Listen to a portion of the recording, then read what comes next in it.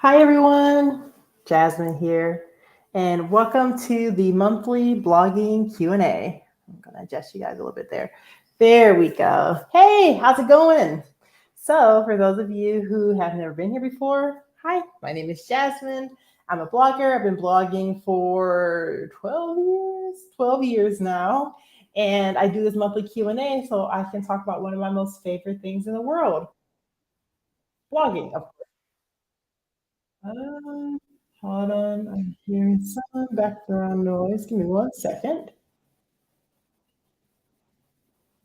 I have 1,000 tabs open, so give me a second. There we go. Okay, perfect. All right, so hi again, everyone. Nice to see you all. I'm Jasmine. I've been blogging for 12 years. I am from Cleveland, Ohio. I'm currently residing in Costa Rica with my family here. And I like blogging. I love talking about blogging. I love to blog. It's been a hobby of mine for a while. And what I like to do here is give people an opportunity to talk about blogging right with me. Now, if you have a blog and you have questions about that blog, this is a perfect time to post your questions in the chat so I can answer them for you. Or if you are thinking about starting a blog and you have questions before you get started, this is also a good opportunity to ask whatever questions that you may have so that I can get them answered for you. So I'll tell you a little bit about my background. As I mentioned, I've been blogging for 12 years. I have a blog called Miss Millennium Magazine. I also have a second blog called Blogging Money Life, where I talk more about blogging specifically, as well as what our experience has been like moving from the United States to Costa Rica. And on our YouTube channel that you're watching right now, that's where we like to post some of our videos about those topics. Now, on top of answering the questions that you guys may have regarding blogging, I also like to come with a topic of my own. So, my topic that I am going to be discussing today is about Google Web Stories. So, I'm going to be talking about that today in between getting questions from you guys that you may have about blogging. So, for those of you who are here, feel free to throw in whatever questions you may have in the chat and I'll get them answered for you. In the meantime, I'm going to go right into my topic when it comes to blogging, and that is Google Web Stories. So, for those of you who have never heard of Google Web Stories, you may be wondering what the heck is she talking about? And I'll make sure to get an answer for you about that. So, pretty much what Google Web Stories are.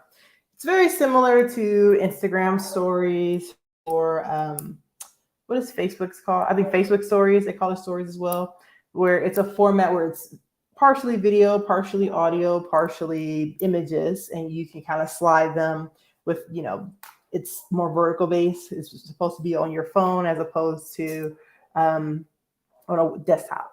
So it's definitely like a mobile type of deal. And you're probably wondering, where do I see these Google Web Stories? Google isn't a social media channel.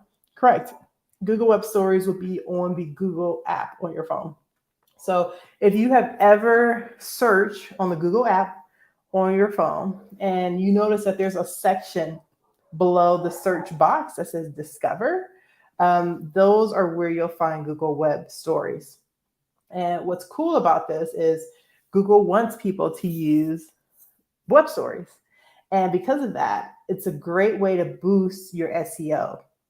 Now, another cool thing that's cool about Google Web Stories is you're not posting it on Google in order to get that traffic back to your site. You're posting the stories on your website.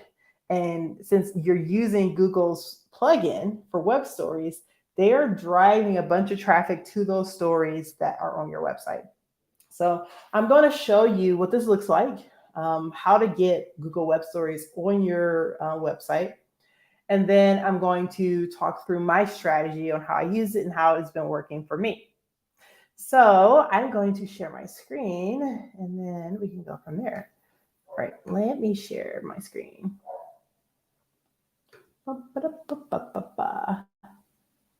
Okay. Oh, I have too many things open. Let's pick the one that's right here. Excuse me.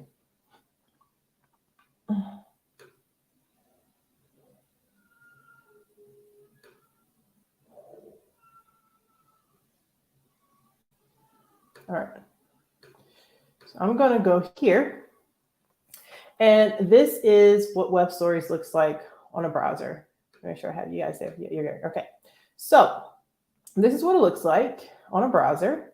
And I'm going to first just show you, I'm in my WordPress website. So this probably looks normal if you've ever been in WordPress on the back end, on the dashboard, or if you have a WordPress site, this is what it looks like.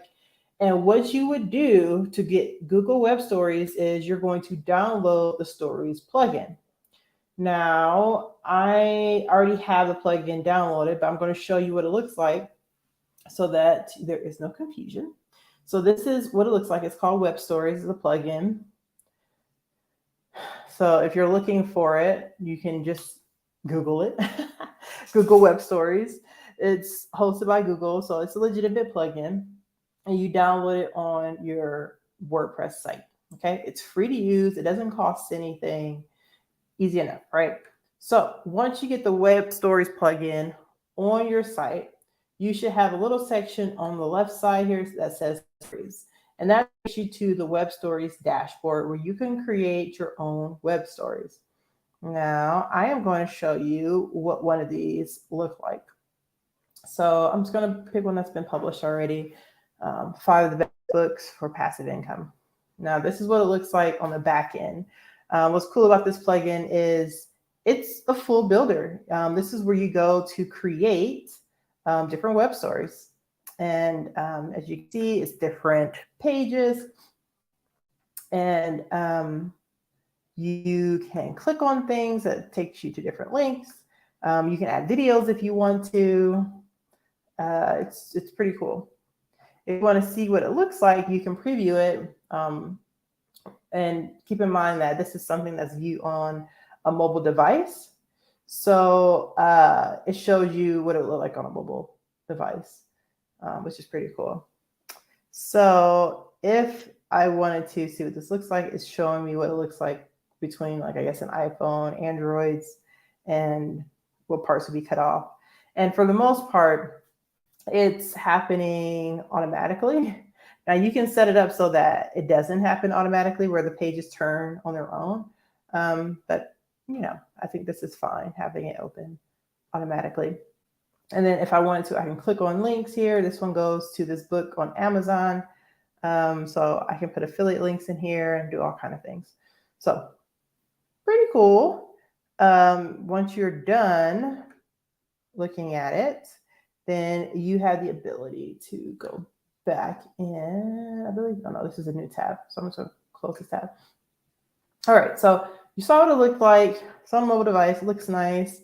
You have the ability to edit all this stuff and in the actual tool, and it works to drive more traffic for you. Now, what my strategy is when it comes to posting web stories is I only create stories that are related to an article that has already been written on my website.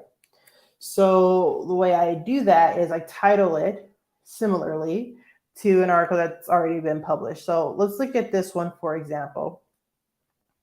This article, this story is called 5 of Malcolm Gladwell's Best Books and Where to Buy Them. So each page is a different book by Malcolm Gladwell. Awesome. Some of my favorite books by him.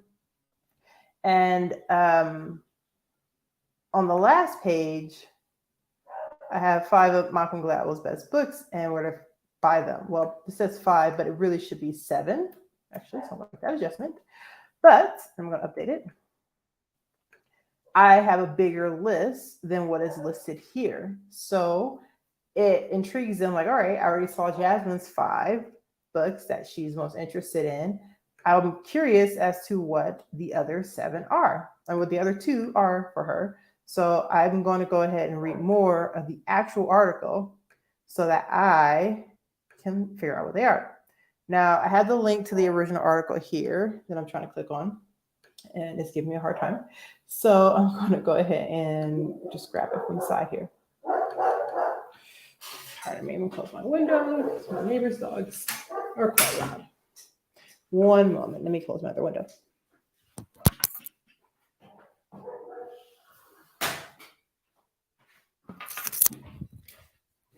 Okay, here we go. All right, so I'm grabbing the link to the article and I am going to click on the article. So at the end of that story, I give people the option to go to the full article, and now they can see those same ones that I listed before, except I have a little bit more information. I have a video they can check out at those first 5.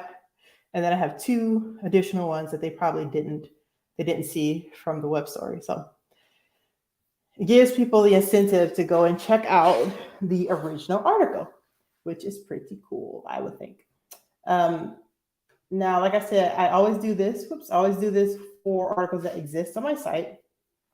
And the way I'm using this currently, since I'm a late bloomer to web stories, I am just playing catch up. So I have about 140 articles that have been written for Blogging Money Life.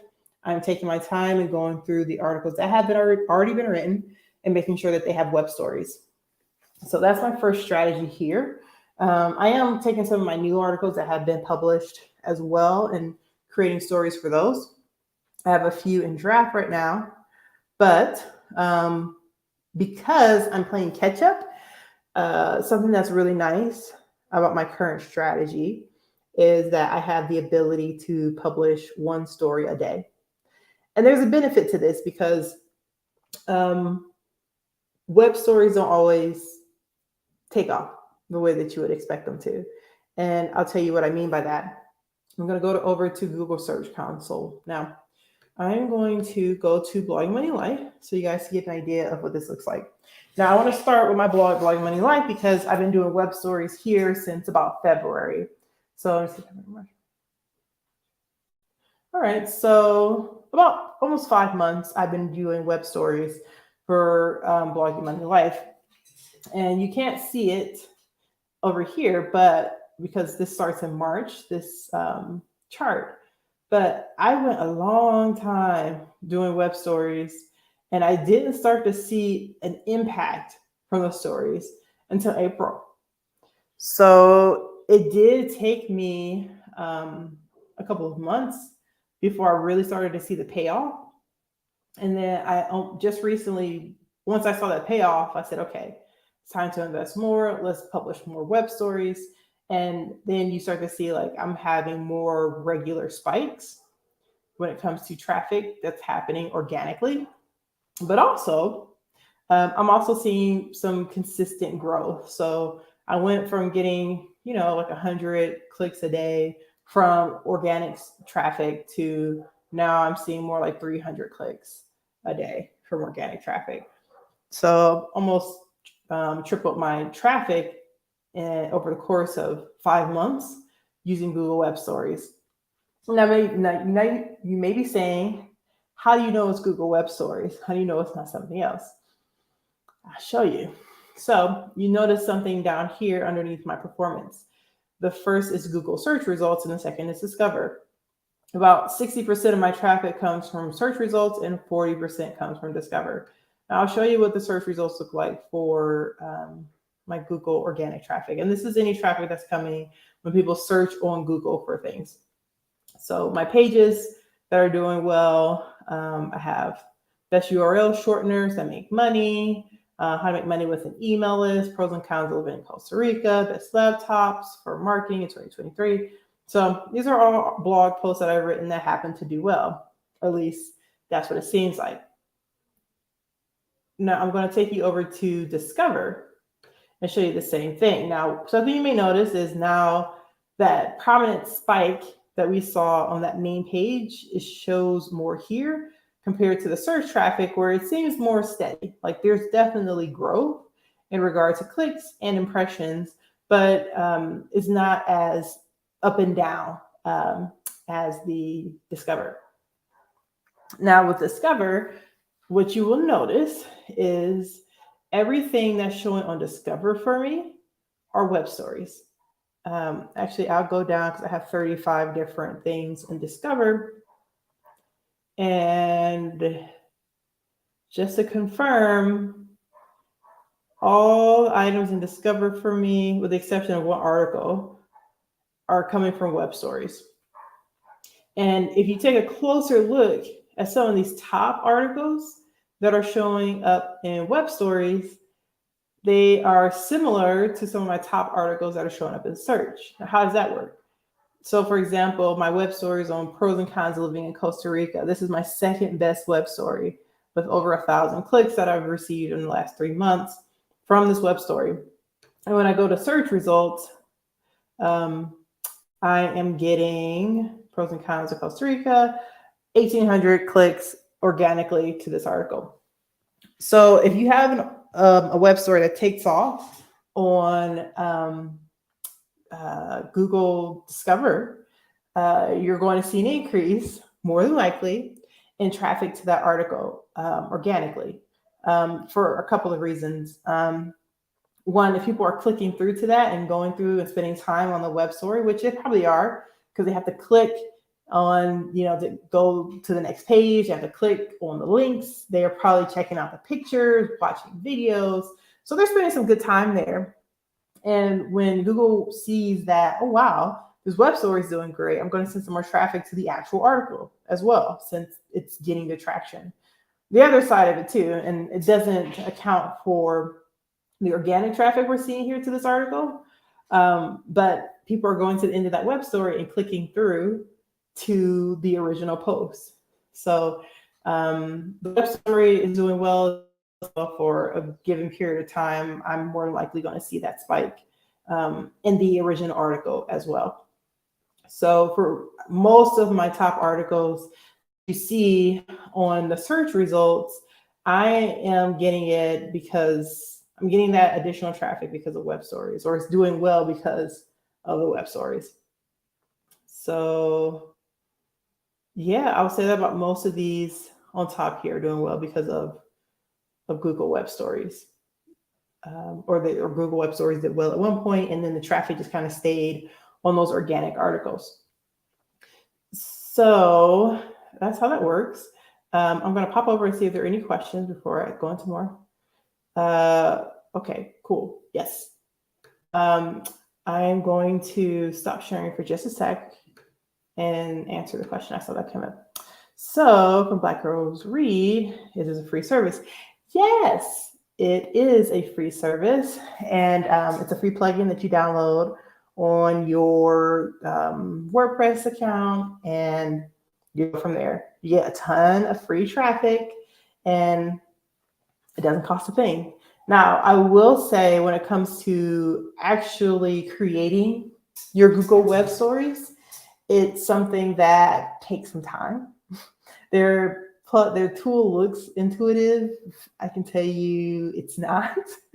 It's not as intuitive as you would think. There's a lot of, like, everything moves. You can move different shapes and blocks and pictures and links and things on the actual post. And depending on how many pages you want it to be, it can take a while. Now, I'll tell you, for my first story, it took me about an hour to create one. And I'm sure that that decreases as you progress with creating web stories. I've used someone on Fiverr who does a great job and creates stories for me, and it's worth every penny because I'm getting a ton of traffic to my site. So my suggestion to you is find someone on Fiverr who can do it fairly inexpensively for each story if it's something that you want to pursue. But yes, it's free. It's free as long as you create them yourself. Good question. All right, you guys, if you have any more questions, go ahead and post them in the comments. I am going to go back to sharing my screen so I can show you all what I've been doing with web stories. So give me a moment here. Boom. Okay, there we go. All right, so I'm showing you my Google Search Console profile. And here we go. So I showed you for Blogging Money Life, you see the spikes. I've been using Google Web Stories the longest here. So that's where you see the biggest traffic increases. You see the spikes from when web stories take off. Now I want to show you Miss Millennium magazine, because this is one where I wanted to wait until I started to see more traction with web stories on Blogging Money Life before I implemented it in other places. Now with Miss Mill, I have been using web stories for a couple of months, but I have not used it in the same capacity that I've used it on Blogging Money Life. And the reason for that is it's just a bigger website. Miss Millennium Magazine is, and it means finding my articles that have the most organic traffic already and getting traffic to them. So I'll tell you my strategy with that. How do you decide what web stories to create articles for, right? I will tell you what my strategy was. My first thought was I'm going to work on articles that make me the most money with affiliates. So that's what I focused on first. Now, some of those articles that made me the most money with affiliates happen to have be some of my top organic articles as well, which is good. And I just went through, hey, these are articles that make me the most money. When people buy my affiliate products, I'm going to create web stories for them in the hopes to get more traffic to my affiliate content. So I did that at first, but something that I noticed is that my articles that were doing well organically were doing the best with Google Web Stories. And it makes perfect sense because Google Web Stories is being hosted on Google. So if you have an article that's already doing well from an SEO perspective, then of course it's going to do well on Web Stories because, it's still Google search technically, but it's just a completely different arena with less people to compete with. So my suggestion is if you have articles that do the best from an SEO perspective, focus on those first. I did that, and it took off for Blogging Money Life for me because I only focus on articles that do well organically. Now, for Miss Mill, it's a little bit different because it's an older site, it's a bigger site. I have literally 2,000 articles on that website, and my first thought was like, let me go over my top articles that I already have on Miss Mill. And those did okay, but nothing like took off. So what I did to improve my strategy for Miss Millennia is I started doing more organic content. Now, you may notice that there's a bigger discrepancy here between search results and discover, but also notice that this only just started taking off this past week in regards to seeing my first spike from Google from Google Web Stories for Miss Millennia. And that's because I changed my strategy to start developing new content that has a good organic reach due to me doing more SEO work and promoting that content. Now, I will say that for the ones that have taken off so far, these are all articles that have done the best for me organically in the past on my website. And I did do the same thing initially where I focused on articles that had the best affiliate content for Miss Millennia, as opposed to was doing the best organically. And as I got wiser, I started incorporating more articles that did the best organically. And those are the ones that are the top of my list. And then you see my affiliate articles. These next three are the ones that fall after that. So my theory of focusing on content that already does well from an organic perspective is the best policy. So that's what I would say if you're trying to decide which content should you be sharing first, or should you create Google Web Stories for. It is the content that already does well from an organic perspective. If you're not sure what content does well from an organic perspective, my first recommendation to you is like go through your Google Analytics, look at your top articles that come in from Google search. So you can look at your top content, or better yet, look at acquisition, and then go to organic, and then go through articles that come in organically, that come in from organic traffic the most. That's what you want to focus on for your top articles. And once you run out of those, and you're like, well, what else do I do now? How do I make sure that I'm continuing to create content that does well? from an organic perspective. You want to focus on making sure that you are creating content that has been keyword researched. Now, what do I mean by keyword research? This is a tool I bring up almost every time I do one of these calls. And that's because it's an amazing tool. I love it. I use it every single month. And it's great for getting good organic traffic. Now, I'm going to share my screen with you so you can see that. There you go. The tool is called RankIQ, and I'm going to put the link to RankIQ in the chat here so you guys have that. So give me 1 second while I give that to you. All right. There you go. Now, RankIQ is not a free tool, but it is probably the most cost-effective tool, or the least expensive SEO tool that I have used when it comes to getting organic traffic to your website. So how does it work? What you do is you go through the keyword library, and I love this tool because it was created by a blogger. And you can go by different categories of bloggers. So fitness, decor, DIY, gardening, mindset. These are just my quick links. If I wanted to select a niche, and let's say you have a very specific niche, you can click on select niche, and they have it all in alphabetical order. And there are a ton. Like, look how much I can keep scrolling. Like, it goes on for freaking ever. Whoops, maybe not forever, but yeah, it goes on for a long time. And if you're like, I can't scroll through all of that, I need to find my niche when it comes to like gardening. Look at that. I search gardening. They have bonsai, compost, fertilizer, flowers. This is all just gardening. If you're a gardening blogger, by the way, like, and you're not on RankIQ, you are missing out. Look at all this. Anyway, so that's RankIQ. And what it is, let's say, for example, I'm going to go gardening hydroponics. What it does is all these keywords you're seeing have been searched by the owner.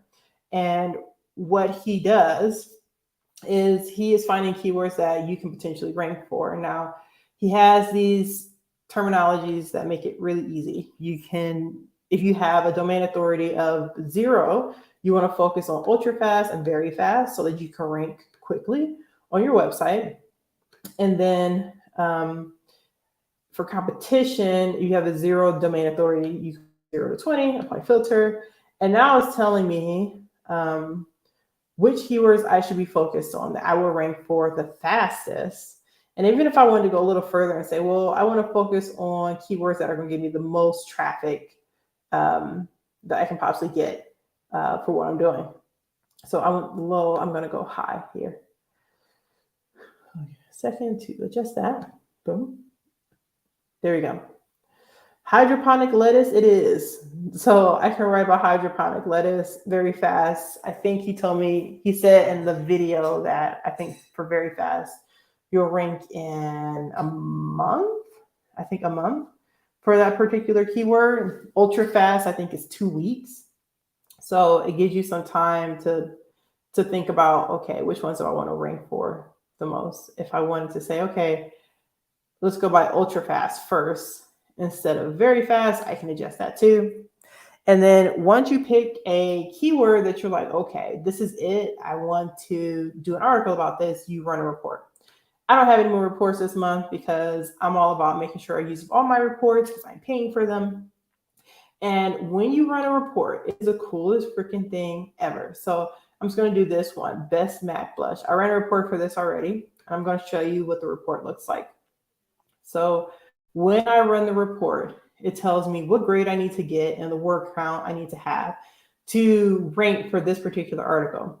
They tell me what the competition is, and this one is ultra fast. So I'm going to rank in 2 weeks with this particular keyword.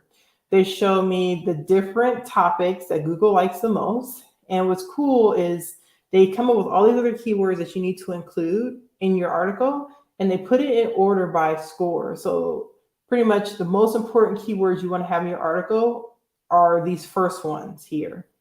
And the ones that are closer to the bottom aren't as important, right? So there's that. They also do some title analysis, that titles that Google likes.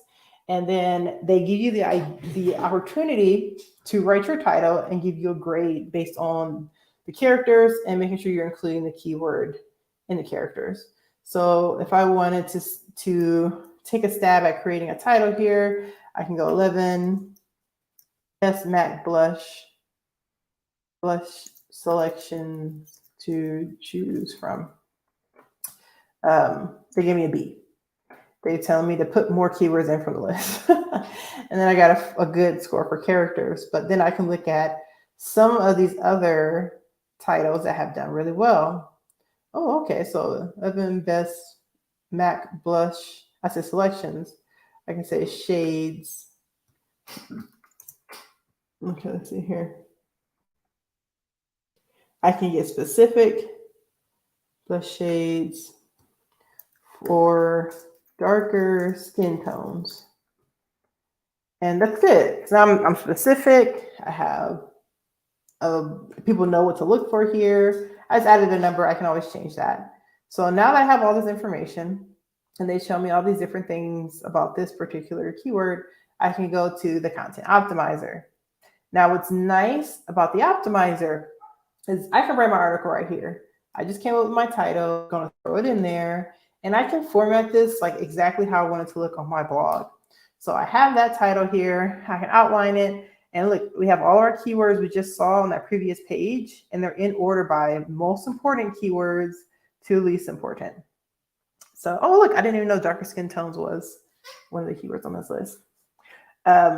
So you see here, I have a grade of F currently, and I have 9 words. It is keeping track of my grade and my words for this article in real time. So it makes sense to just write your article here. So anyway, I'm going to save a draft. And this is what I do for every single article that I write. I outline it here. I write the content here until I get the grade that RankIQ tells me I need to get. And then I publish it on my site. So on top of doing Google Web Stories, I am also writing all of my content in RankIQ, and it is doing very well for me because I'm getting great new content that is getting organic traffic while also creating, Google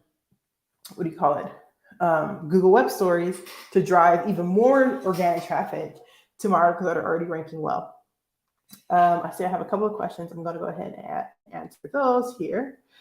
And then we can come back to this after that. So let me go ahead and stop sharing for a second. I'm going to let y'all ruminate on that because I know that's a lot. I talked about Google Web Stories. I talked about RankIQ and just how to search for good organic content good topics to write good organic content and get some just nice traffic to your site. And I hope that is helpful. So I'm going to answer some of these questions. Today says, what suggestions do you have for new revenue streams?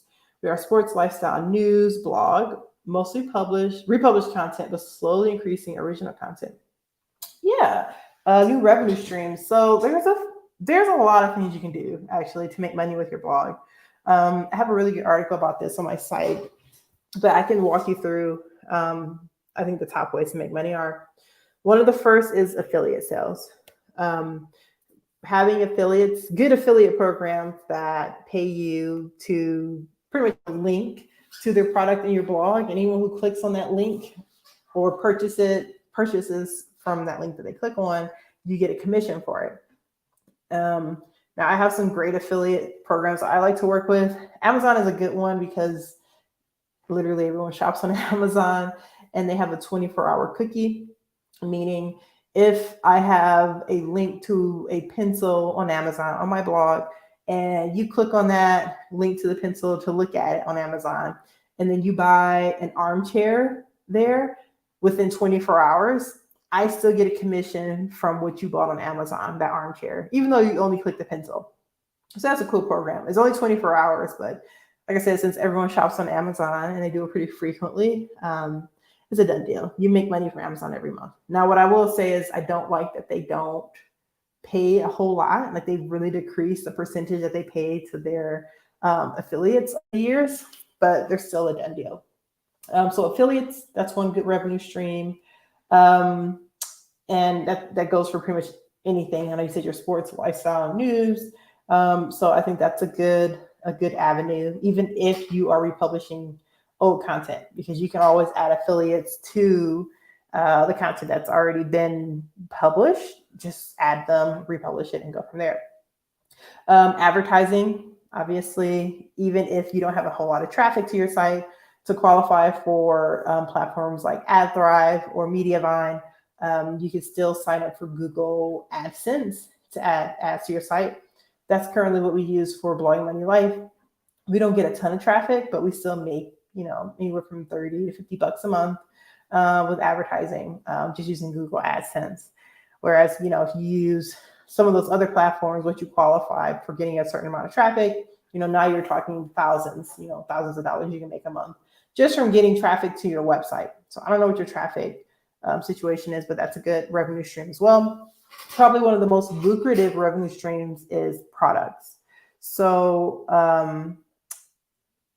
for products, it's great because you don't have to share any of that commission with anyone like you would with a affiliate program. And you can promote it as much as you want. You can make it more appealing if you feel like people aren't buying it for whatever reason.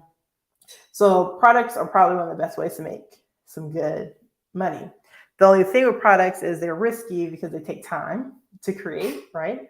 But also you have to do some really good research before you create a product, because you can waste a lot of time creating something that nobody wants.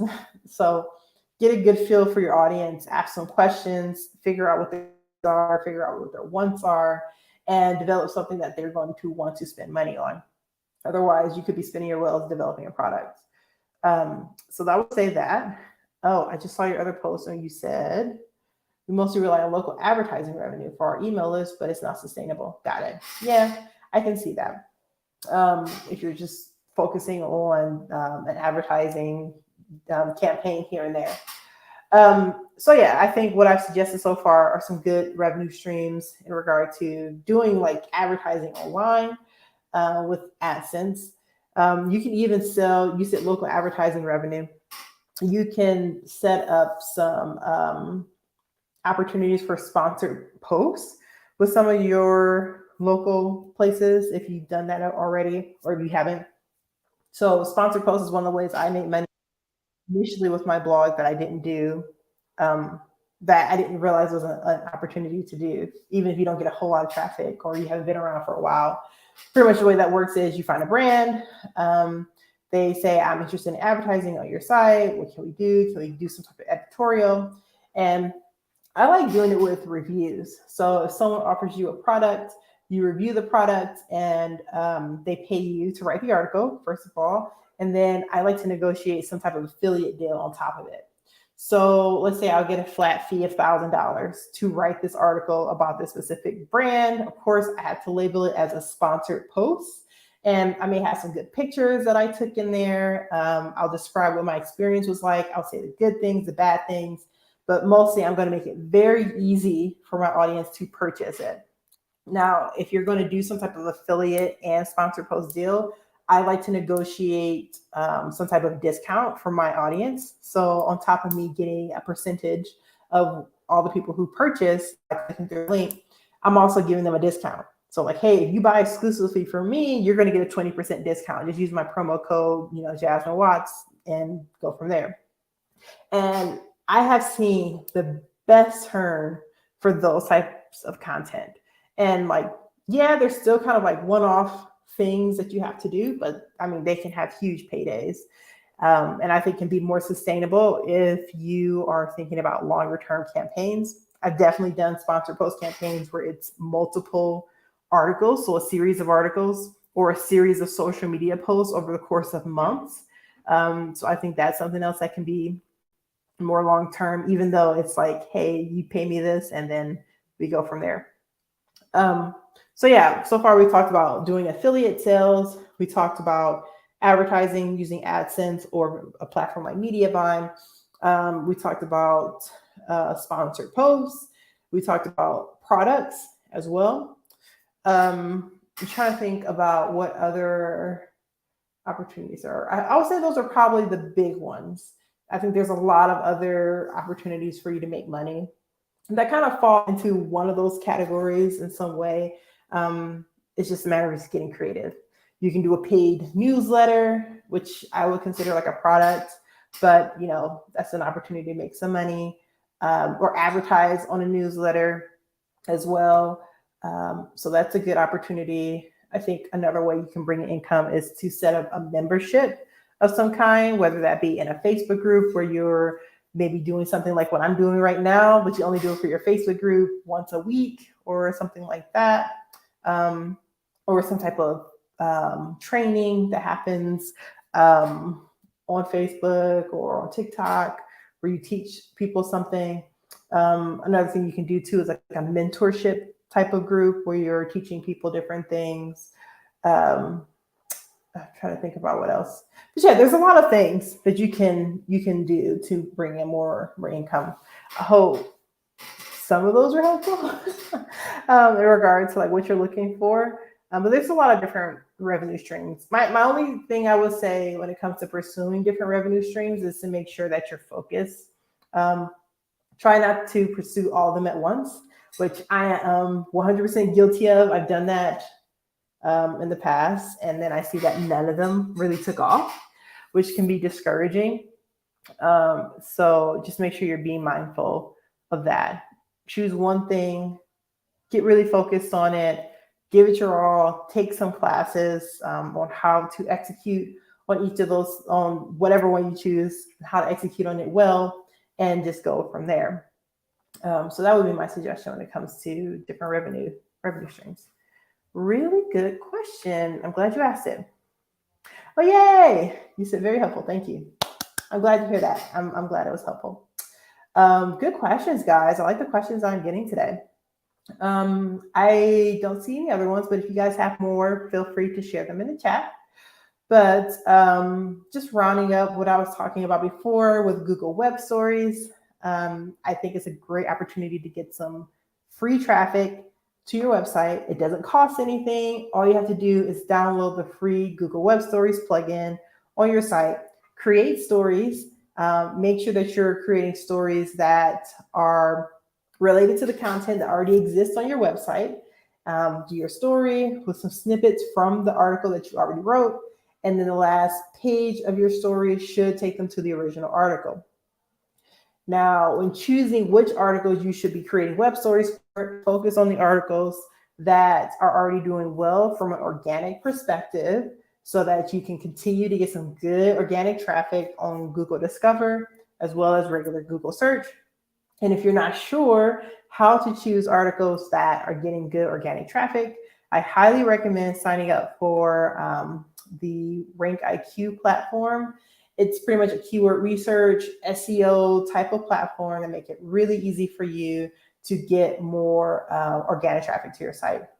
I showed you guys my Google Web Stories and how much I've seen it take off just using the strategies I talked to you guys about today. And that is creating good SEO content, things that I have keyword research and then written the content about using keywords from RankIQ, and then creating Google Web Stories for them to get additional traffic.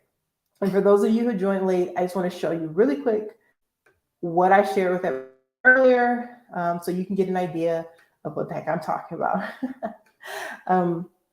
So this is my Google Web Stories traffic that I've seen so far. Let's see, I have 12. I've only been doing this on Miss Mill for about 2 months. And so I have 12 different web stories that have gotten some good traction for me. And it looks like I saw my first real spike just this last week with Google Web Stories on Miss Mill. So it can take a little bit more time, but I guarantee you it is worth it. You're going to see that traffic come in. Now that's for Miss Millennium Magazine. For my blog, Blogging Money Life, I'm going to show you what this looks like again. Again, I've been using web stories for a longer period of time with Blogging Money Life. I started in February, and you see I was getting barely any traffic from Google Discover initially. And it was only recently that I started to really see more spikes in my traffic with web stories. that I have here. And having done this for a few months, and I've gotten to a rhythm where I'm publishing one web story every day, at least every weekday. I am getting a lot more organic traffic to my web stories. And since all of my web stories are linked to my original blog posts, I'm also seeing more organic traffic coming to my original blog posts. So I think this strategy works. I've only been doing it since February. I'm using it for 2 different blogs, same strategy as far as how I choose content, how I do my keyword research, and I'm seeing excellent results from it. So I highly recommend it. So yeah, that's that. That's all I have for you guys today in regard to Google Web Stories and organic traffic. And I hope that it was helpful. I don't see any other questions for today. So I hope that this was informative. And I will talk to you guys next month, the last Wednesday of the month. And I will see y'all then. Bye, everyone.